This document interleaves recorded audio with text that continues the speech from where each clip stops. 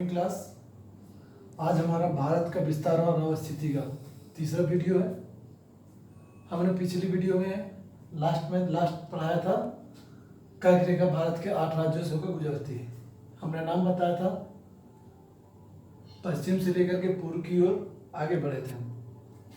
गुजरात, राजस्थान, मध्य प्रदेश, छत्तीसगढ़, झारखंड, पश्चिम बंगाल, इसके आगे त्रिपुरा, फिर उसके आगे मिजोरम। इस तरह से कर्क रेखा भारत के 8 राज्यों से गुजर रही थी। ठीक है। अब उसी के आगे कर्क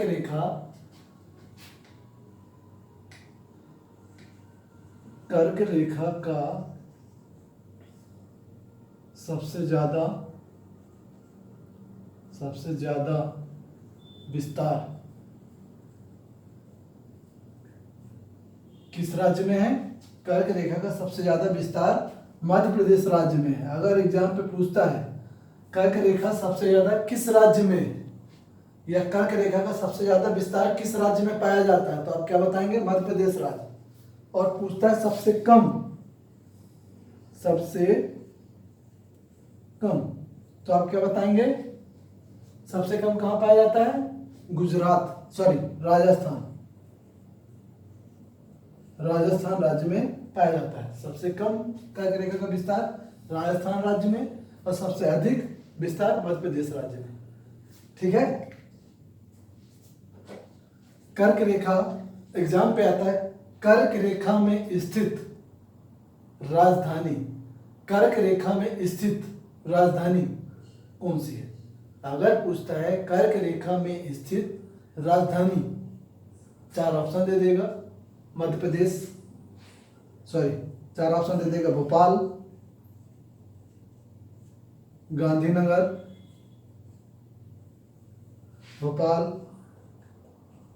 गांधीनगर, रांची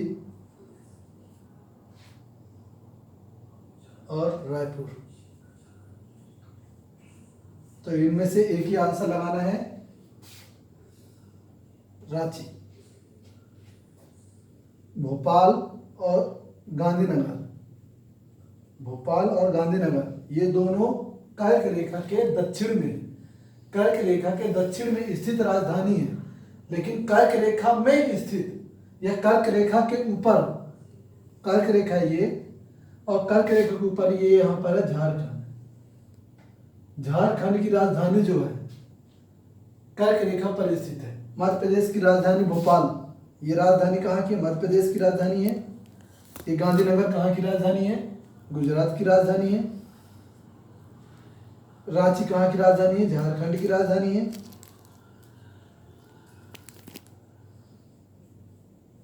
और रायपुर कहाँ की राजधानी है? छत्तीसगढ़ की। तो क्या वो पूछा है, एग्जाम पे पूछता है कर्क रेखा में स्थित राजधानी,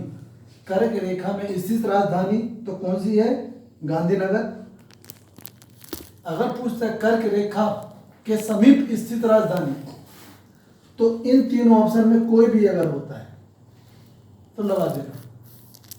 अगर तीनों ऑप्शन में ना दे करके अगर इतना दिया ये तीनों, तो फिर समीप में क्या लगाना है? भोपाल लगाना है। समीप में क्या लगाना है? भोपाल, क्योंकि भोपाल ज्यादा पास में है। भोपाल जो है ज्यादा पास में, और गुजरात की राजधानी गांधीनगर कर्क रेखा से थोड़ा दूर है। ये गांधीनगर हो, ये भोपाल हो गई, ये रांची हो गई। क्लियर है? तो हमको क्या बता दिया? कर्क रेखा में स्थित राजधानी कौन सी है? रांची। किस राज्य की राजधानी है? झारखंड। ठीक है। कर्क रेखा के समीप स्थित राजधानी कौन कौन सी है? 2 राजधानियां याद रखना। मध्य प्रदेश की राजधानी भोपाल, क्लियर है, और गुजरात की राजधानी गुजरात की राजधानी गांधीनगर, ये याद रखना। आगे बताता हूं। आगे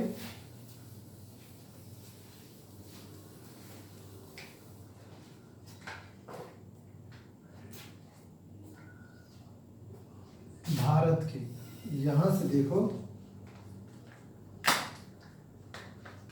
यहां से इसके नीचे यहां से समुद्र लग जाता है, यहां से सोचो नीचे समुद्र लग जाता है और हमको यहां तक देना है, इसके नीचे समुद्र लग जाता है। ठीक है,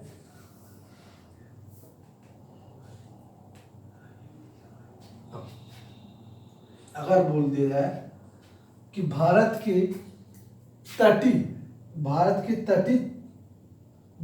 कुल तटीय क्षेत्र की लंबाई कितनी है, कुल तट की, यहां से लेकर के यहां से यहां तक, भारत के मुख्य भूभाग की तटीय लंबाई, भारत का मुख्य भूभाग हुआ ये, यहां से लेकर यहां तक, ये जो जितना दिख रहा है ये यहाँ मुख्य भूभाग है, और उसमें तट की लंबाई बात की गई है। तट मतलब वह क्षेत्र, भारत का वह क्षेत्र जिससे समुद्र जुड़ा हुआ है, जिससे समुद्र जुड़ा हुआ है। तो यहां से लेकर के यहां तक भारत के क्षेत्र में समुद्र जुड़ा हुआ है, लगा हुआ है। क्लियर है? तो हम क्या बोलेंगे, यहां से लेकर के यहां तक की कुल लंबाई कितनी है, 6100 किलोमीटर, 6100 किलोमीटर। भारत के कुल तटीय क्षेत्र की लंबाई, भारत के तटीय क्षेत्र या तटीय सीमा की कुल लंबाई 6100 किलोमीटर है। ठीक है, अगर बोल दिया जाए तट के साथ साथ द्वीपों सहित, तट के साथ साथ यहां हमारा द्वीप है, यहां है हमारा अंडमान निकोबार द्वीप,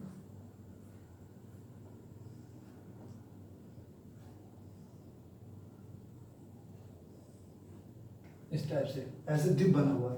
ये अंडमान निकोबार द्वीप है, मैंने लास्ट क्लास में बताया था।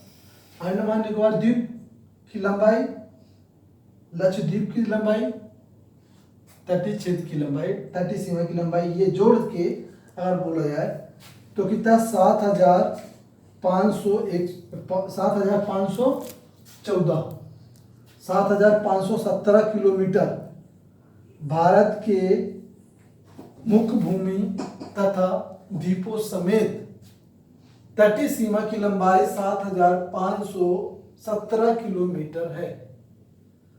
क्या है, फिर से बोलना, भारत के मुख्य भूभाग की तटीय सीमा की लंबाई 6100 किलोमीटर है, और भारत के मुख्य भूभाग के समेत, मुख्य भूभाग प्लस द्वीपों समेत तटीय सीमा की लंबाई 7517 किलोमीटर है। क्लियर है? क्लियर है? अब तो हमने यहां से यहां तक की बात की। अब अगर आ जाएगा भारत की कुल स्थल सीमा की लंबाई, भारत की कुल स्थल सीमा की लंबाई,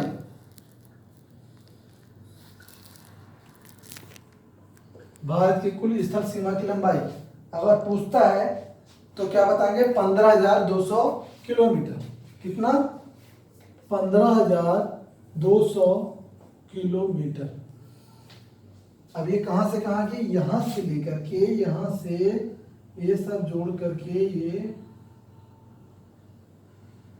यहां से लेकर के कहां तक की, यहां तक की, यहां से ये सब जोड़ते हुए यहां तक की लंबाई, यहां से लेकर के यहां तक की लंबाई कितनी है भारत की, 15,200 किलोमीटर, 15,200 किलोमीटर। क्लियर है? इसको रफ कर दिया।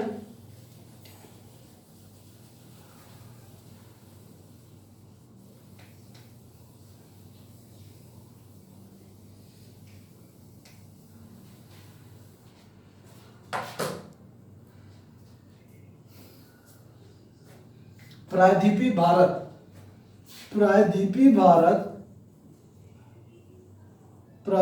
भारत की आकृति त्रिभुजाकार है।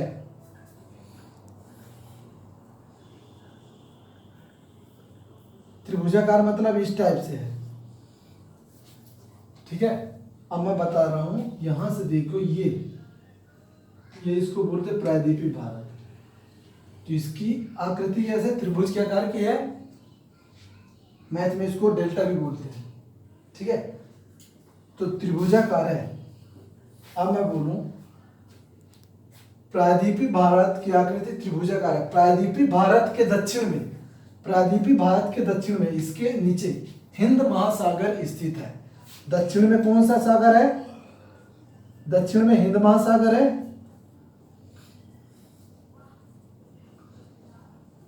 और इसके पश्चिम में कौन सा है, खंबात की खाड़ी। प्रायद्वीपीय भारत के पश्चिम में कौन सा है, खंबात की खाड़ी।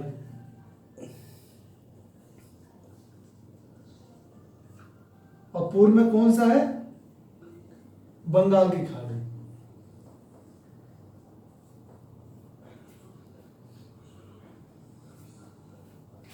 अब बोलोगे सर ये खाड़ी कैसे आ गया, ये महासागर था, ये खाड़ी आ गया।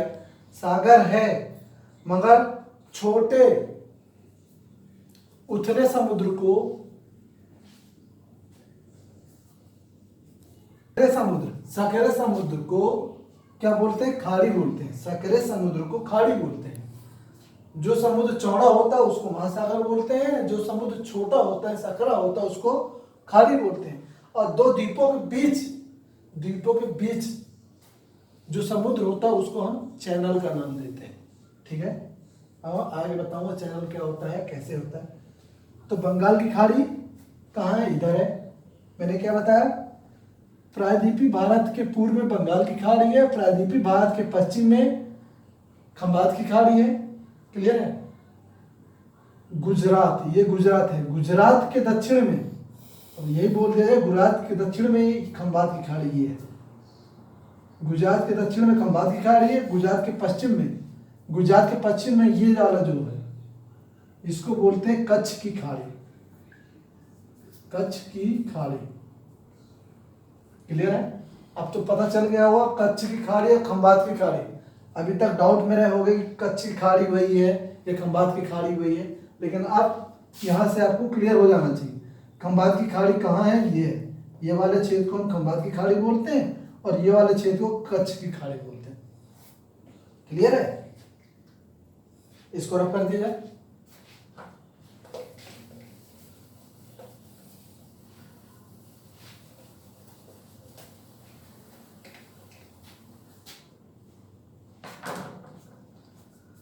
समुद्र तट से लगे हुए भारत के राज्य, समुद्र तट से लगे हुए भारत के कुल 9 राज्य हैं। राज्य की बात कर रहा हूं, याद रखना, राज्य की बात कर रहा हूं, केंद्र शासित प्रदेश के नहीं। कुछ यहां से यहां के राज्य होंगे, कुछ इधर साइड के राज्य होंगे।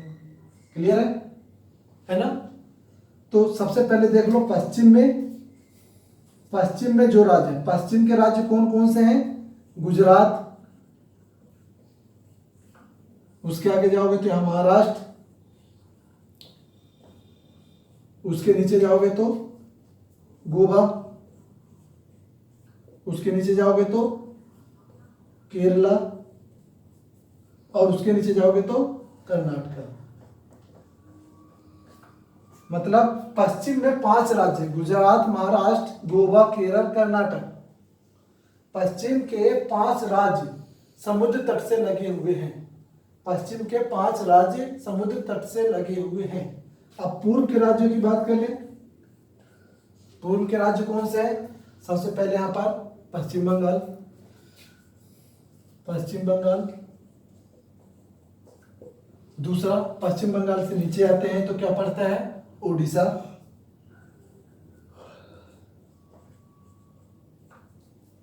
उड़ीसा के नीचे आते हैं तो क्या मिलता है, आंध्रा या आंध्र प्रदेश। और उसके नीचे आते हैं तो हमको क्या मिलता है, यहां तमिलनाडु।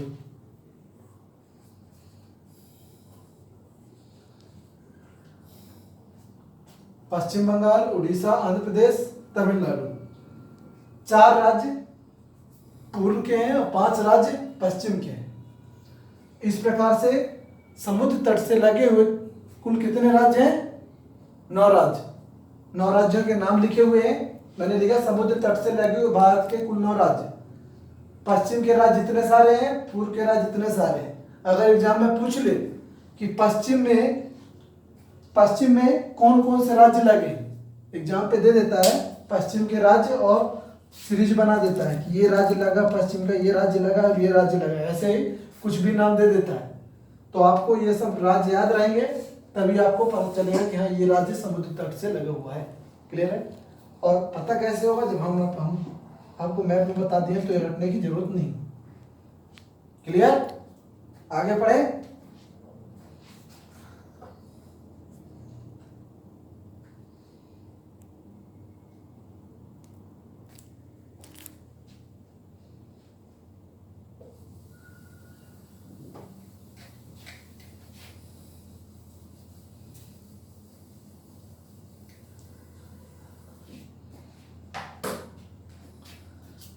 आगे है समुद्र तट से लगे हुए भारत के केंद्र शासित प्रदेश, केंद्र शासित राज्य 5 है। 5 केंद्र शासित राज्य कौन कौन से हैं? दमन एवं दीव,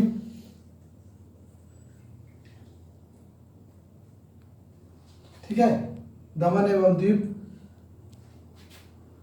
अंडमान निकोबार द्वीप समूह,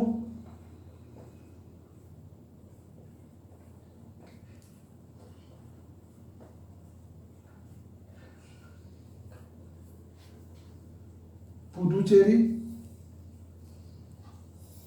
दमन एवं द्वीप, अंडमान निकोबार द्वीप समूह, और एक कौन सा है? 5 राज्य है ना, लक्षद्वीप, दादर एवं नगर हवेली। ये 5 केंद्र शासित प्रदेश हैं जो समुद्र तट से लगे। दमन एवं द्वीप, अंडमान निकोबार द्वीप समूह, पुडुचेरी, लक्षद्वीप, दादर एवं नगर हवेली। अब ये सभी कहाँ पर है?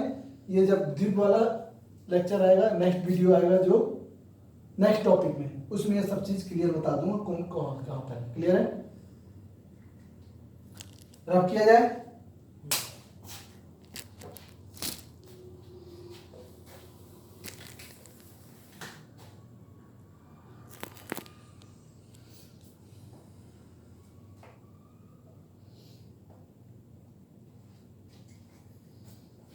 मैंने बताया था द्वीपों के बीच, 2 द्वीपों के बीच जो समुद्र पाया जाता है उसको हम क्या नाम देते हैं? चैनल। और उस चैनल को हम किसके नाम से नाम रखते हैं? अक्षांश रेखाओं के नाम से उस चैनल का नाम रखते हैं। मालदीव और मिनिकॉय द्वीप के बीच में, मालदीव और मिनिकॉय द्वीप के बीच में जो चैनल पाया जाता है, जो समुद्र पाया जाता है, उस समुद्र को क्या नाम दिए हैं? 8 degree channel. 8 degree channel Maldives एवं मिनिकॉय द्वीप के बीच।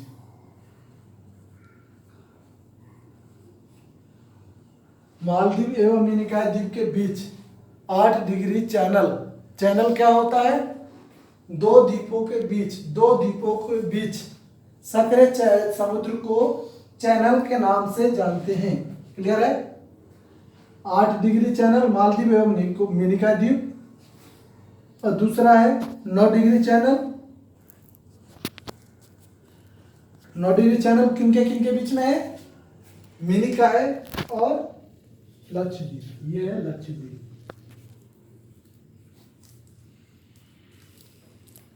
ये जो समुद्र है इसका नाम, और ये जो समुद्र है,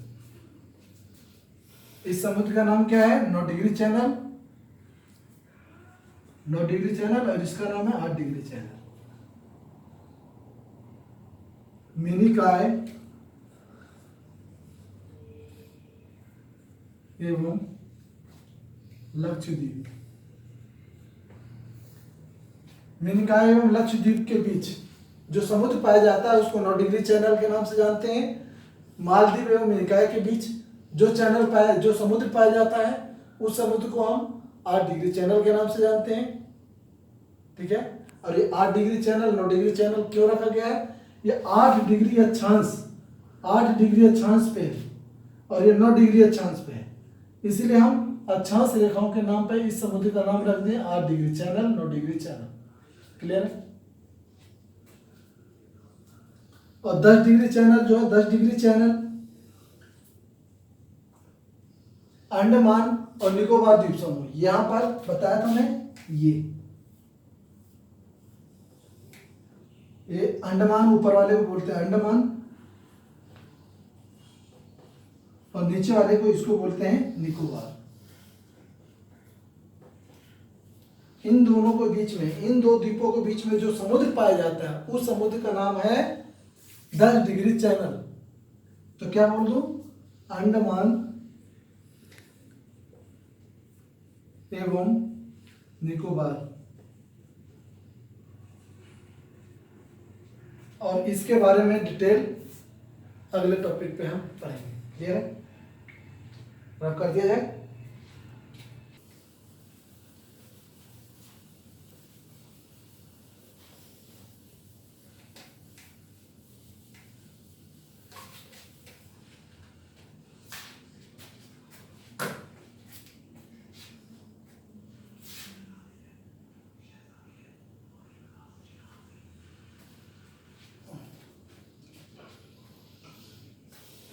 अभी हमने बताया था कुछ देर पहले तट रेखा। भारत में मुख्य भूभाग की तट रेखा की लंबाई कितनी है? भारत के मुख्य भूभाग की तट रेखा की लंबाई कितना हमने बताया था?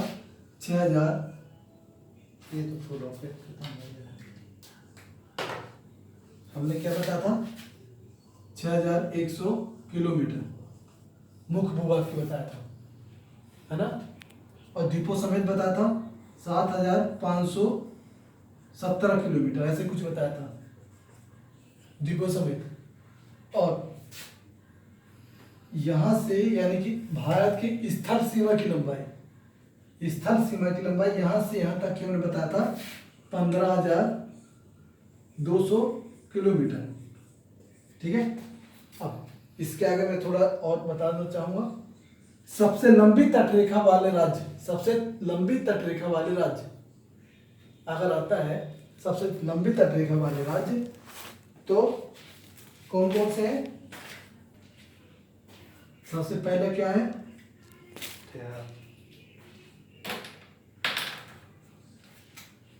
सबसे पहला है गुजरात, दूसरे नंबर पे आता है आंध्र प्रदेश, तीसरे नंबर पे आता है तमिलनाडु।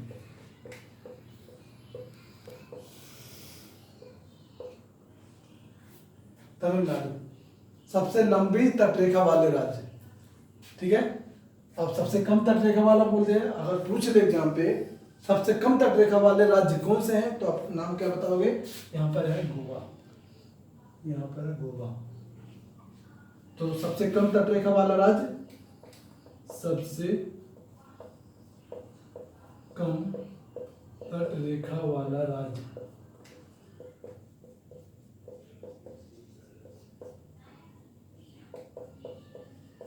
गोवा। सबसे लंबी तटरेखा, सबसे कम तटरेखा। सबसे लंबी तटरेखा वाला गुजरात है, उसके बाद आता आंध्र प्रदेश, उसके बाद आता तमिलनाडु। सबसे कम तटरेखा वाला राज्य एक नाम है गोवा। क्लियर है? रब कर दिया है? क्लियर है?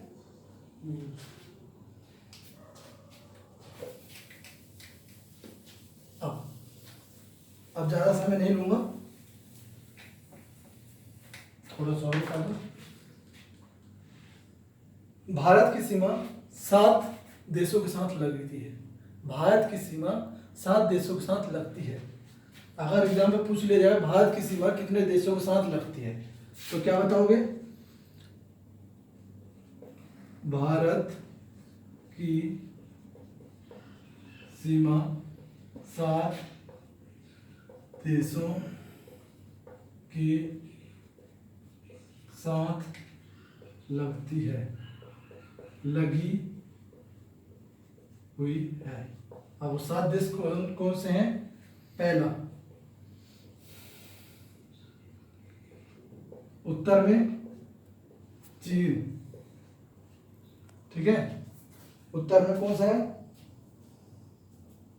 चीन, नेपाल।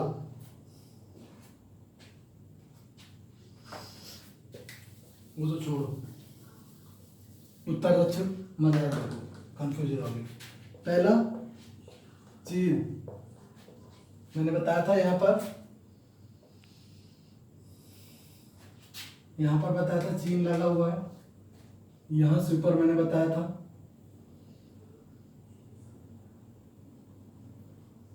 यहाँ पर अफगानिस्तान लगा हुआ है, ये पाक लगा हुआ है, ये बांग्लादेश लगा हुआ है, म्यांमार लगा हुआ है, नेपाल लगा हुआ है, भूटान लगा हुआ है। सबसे पहला चीन, दूसरा अफगानिस्तान। अफगानिस्तान कहाँ से लगता है? लद्दाख। अब जो अफगानिस्तान जो है भारत की सीमा से किस राज्य से लगा हुआ है? ये क्वेश्चन बन सकता है, अपडेट क्वेश्चन है, इसलिए याद रखना अफगानिस्तान की सीमा केवल भारत के लद्दाख, अफगानिस्तान की सीमा भारत के लद्दाख क्षेत्र से लगी हुई है, ठीक है। तो क्या लिखेंगे? अफगानिस्तान की सीमा कहां से लगी है? लद्दाख, लद्दाख। और सॉरी, अफगानिस्तान लिखना था ना, अफगानिस्तान। और तीसरा चीन, अफगानिस्तान, पाकिस्तान। चौथा क्या है? अफगानिस्तान हुआ, पाकिस्तान हुआ, चीन हो गया, चौथा नेपाल।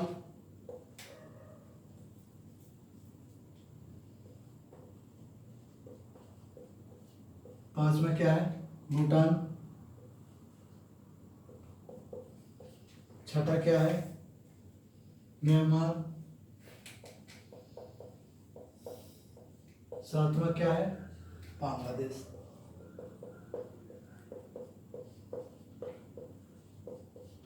भारत की सीमा 7 राज्यों के साथ लगी हुई है, ठीक है, 7 राज्यों के साथ लगी हुई है, क्लियर है।